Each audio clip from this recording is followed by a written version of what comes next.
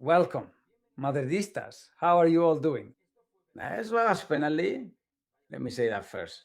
Now, if it had been the other way around, if it had been given to Real Madrid, in the 12th minute or so of Real Madrid's first league match, the famous meme about penalties for Real Madrid would have started up again.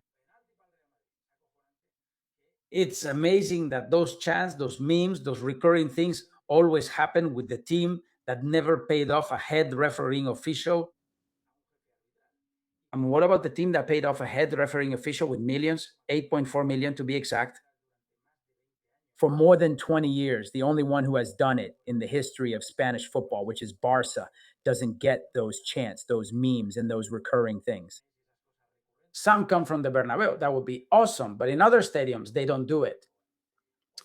Well, or the usual stuff from clubs that play against Barça. They just take it robberies and they don't say anything on social media. And when there's a throw in that was called wrong in a match between Real Madrid and that team, The community manager is already there, not even waiting 5 minutes to post the tweet, right? Like Espanyol did the other day, and they complained, and they were right to complain to Courtois. But I insist, this is my point. This is a penalty, of course. Hey, Rafinha goes, gets past the Elche player, sticks his leg out and gives him a little touch on the ankles, and it makes him stumble and fall. A soft penalty? Well, a soft penalty. Also, he grabs him a little on the chest, stretches out his arm, grabs him a bit on the chest. But if it's because of that, you can understand that they shouldn't call a penalty. Although, well, with Barça, anything can happen. I'm convinced that if there hadn't been contact below, that would have also been reviewable because everyone reviews it, everyone sees it. And not in the case of, and how many times have we seen it? And the last one, this first match of Real Madrid against Espanyol, a kick to a guy in the back with no ball involved when he's already on the ground. And Figueroa Vasquez in the VAR said, well, there's no need to call Manolete to have him go look at the monitor. How evil, right? How evil. And that's my point. If this penalty was committed against Vinicius, I'm convinced. I even did the test yesterday on X. Like, hey, do you guys think they'd call this for Vinicius? Obviously, people say not a chance, not a chance. But someone would say, but for Mbappe, they would call it. Well, I don't know. I think that while it's true that Mbappe has been awarded more penalties, I also think he draws them better. It's true that he wins them better. When Mbappe has been given penalties, it's because there was contact. Another thing is that he goes looking for it like all strikers do, right? But for Real Madrid to be awarded a penalty, it really has to be a clear penalty. But this same one, the same thing they did to Rafinha yesterday. We already saw it in a Real Madrid match. Not with Vini, because anyone could say, no, it's because Vini has a reputation for diving, so they don't call it for him. And Rodrigo has a reputation for diving. Do you remember this one? It's the same, exactly the same. He gets past his marker, the other guy doesn't reach the ball, never touches the ball, touches his foot between the shin guards and the player's foot and trips him up. Because when they do that to you, you're in full stride, they end up knocking you to the ground. Anyone who's played soccer knows that. No matter how slight the contact seems, it looked slight in Rafinha's case, and it also seemed that way in Rodrigo's case. But was it a penalty? Well, he didn't call it. He didn't call it. And this one, yes, this one is. People often say, oh, you complain too much. No, excuse me. We admit that this is a penalty. We don't live in Narnia. But every time a penalty is called for Barca, there's always an example of the opposite, of an almost identical action that wasn't called as a penalty for Real Madrid. And that's how we started this league. That's how we began. So, well, this gives me a chance to talk a bit about Barça yesterday, 5-0. This really never shows any mercy against the teams that, and without a number 9, with Rafinha playing as a striker, having a great game. The Brazilian player, I don't think that's going to be his position this year, although he can play there. Because Barca is looking to sign a striker, a player, a specialist in that position, which is the same need that Real Madrid has for a holding midfielder. The same. And these guys are going to end up signing him. Look at what Barca does to get people to leave their team. They put pressure on a guy like De Jong. It doesn't matter that he's been at Barcelona since, when was it, 2019? De Jong has been at Barca for 7 years. 7 years, right? More or less. A guy who, besides, is one of the best in the locker room when it comes to, well, as a person, right? That's what I think. Just a little from the outside. The other day, there was some booing at the Gamper. It was spectacular. They don't respect anything there. If they see someone getting in the way or not letting someone else play, whatever. Same with Ter Stegen. I mean, and then Barça. Well, that's how they treat their players. That's why I find it funny now that Rodri goes there and says, no, the values of, but what are Barca's values? Paying a senior referee and official for more than 20 years across 4 different boards. Paying 8.4 million for what? For what? For what? Paying a senior refereeing official with so many people out there, right? No, they were stealing from the club because there were people who wanted to get rich. One of them then, Laporta, right? Because if he is the current president and he had already paid Negreira and had quadrupled the payments, these people realize, the ones who are saying it is, what's it called? I can't think of the expression right now. But, well, yes, I mean, stealing money, right? People inside Barca who were stealing money. Well, then you would have to tell the current president, for fuck's sake.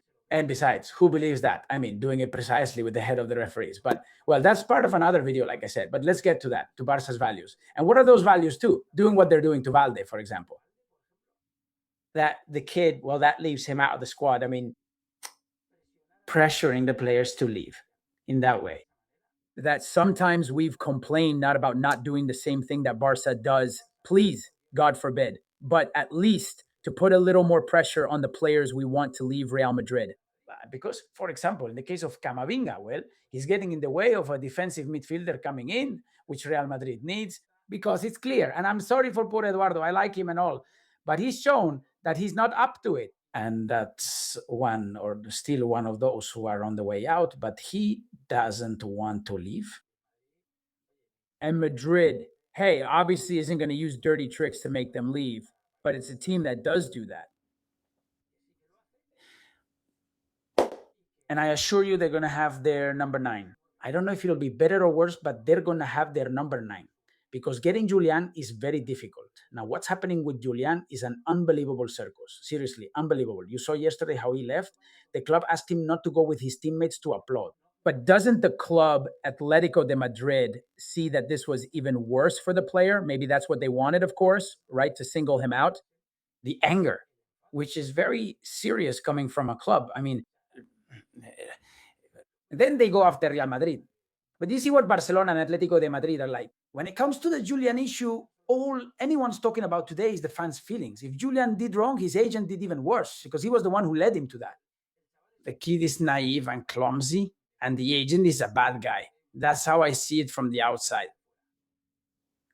But what about the club? Like, no, you leave, get out of here. It was obvious they were going to destroy him from the stands. But hey, well, they know what they're doing. They're saying that Atletico de Madrid would only sell him for 150 million. And if he goes to Arsenal, because they wouldn't sell him to Barca. Anyway, well, Barca, that's it. Debut with a 5-goal win. Well, same as every year. They're going to be a rival that, in sporting terms, starts with a big advantage over Real Madrid because it's a group whose players have known each other for a long time. They have more automatisms. They come with winning momentum. And then they have the backing of the referees, which we all know they've had these last few years. And that's what we'll have to compete against. But there's something I really like about Real Madrid, something I'm really enjoying, and that I've been seeing in the last few matches. Even preseason matches, Saturday's match wasn't preseason anymore. It was an official match. Everyone's absolutely locked in, right? And that excitement depends largely on the coach. I mean, the motivation that Mourinho has and transmits to his players is what we all want to see, right? This is when the goal is celebrated. Look, I mean, substitute players. Bellingham runs here even though he was limping. We'll find out later. In theory, it's nothing serious, not at all. Nothing to worry about. But look, I mean, even those guys who were there in the locker room, even Rudiger, who didn't play, who will have to accept being a substitute a lot this year. Hey, I don't know. There's this feeling there of, I'm not going to go with the cliche of the power of friendship and happiness is back and all that, but I don't know. I see more motivation. And it's what I said the other day with my son during the predictions. I think Madrid is going to win this league, whether they play better or worse. I don't know exactly how they're going to play. and I don't know how the matches will go against teams that are like kryptonite. Barça is one of them. Those teams that take the ball away from you, and let's see how you handle it. And now let's talk about what Mourinho would do in the midfield. But this motivation really reminds me of those leagues after coming from bad streaks. The ones under Capello. The first one under Mourinho, it's not that it wasn't good. It was very good. They picked up a lot of points. But Barça was coming, Guardiola's Barça there, with that refereeing caveat with what they were. They were a great team, no doubt about it. But on top of that, with red and all, it was very difficult. But on the second try, he beat them, right? In that feeling of motivation, renewed motivation, especially because going 2 years without winning anything makes the third year bring out the pride of many players in that locker room. That's what I'm feeling this year. And I think this year we're going to win the league. I think this year we're going to win the league. I think there's more hunger here than in Barcelona. But, well, this has only just begun. Now that we see Bernardo on screen, I want to offer a brief thought, and with this I'll finish, about the topic of the defensive midfielder and the engine room of Real Madrid. I've been thinking a lot about how Mourinho is going to organize that. He's going to look for many options. The market is still open. I think Camavinga isn't leaving, and if Camavinga doesn't leave, no one else will come in. By the way, Asensio has recovered, but he'll be fully fit by September once stays. So by then, Asensio can't be sold anymore. So don't count on that, and don't count on Camavinga leaving either, unless the offer from Manchester United is huge and the player ends up being convinced. So it is what it is. And with what we have, for me, the best option, and also I don't rule out that it might work relatively well, but it's not the best for me. It's a pair made up of Tchouaméni and Bernardo Silva. What does that imply? That means you have 4 guys up front who are not going to stop playing. One is the most expensive signing in Real Madrid's history. Another is Vinicius, who just signed a massive new deal.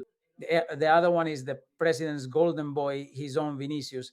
And that's Mbappe, obviously. And the other one, Bellingham, who is also going to play. So what worries me is that Güler doesn't fit in there and that there are only 2 spots left for the double pivot. We've been talking a lot about this lately. And who are those 2? Let me know in the comments who you think they are. I think the most normal and reasonable thing is Tchouaméni and Bernardo. Let me explain. Valverde as a central midfielder, Mourinho said it the other day. You lose that power, that ability to get forward that Valverde has, his long or mid-range shot. That drive that the Uruguayan has, because you force him into situations. You force him into situations where he has to defend and contain in midfield, right? Or defensive midfielder. For what he's built to do, Tchouaméni, you may like him more or less, but Tchouaméni is an expert at that, and he's a guy who knows that job.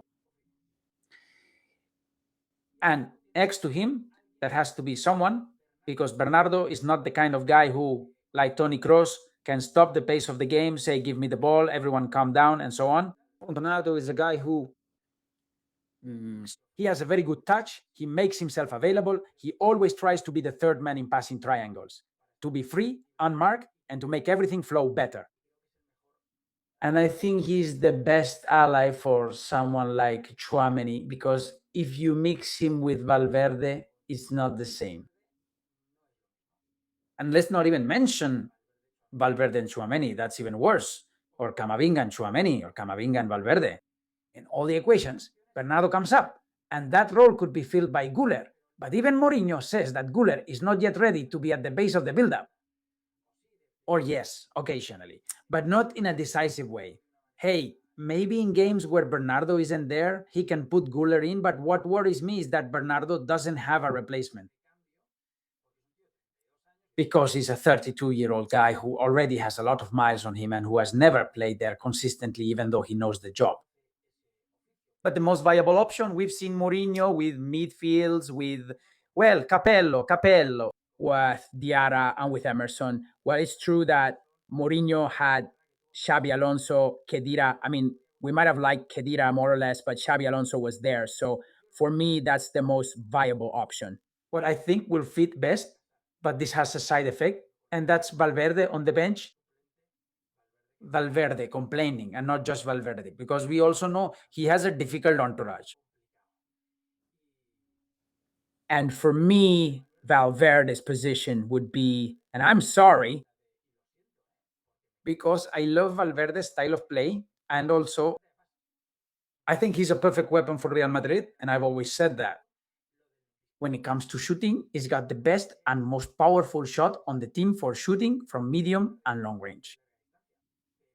But I almost see him as a right winger or even a right back at some point, since this year we have two great right backs.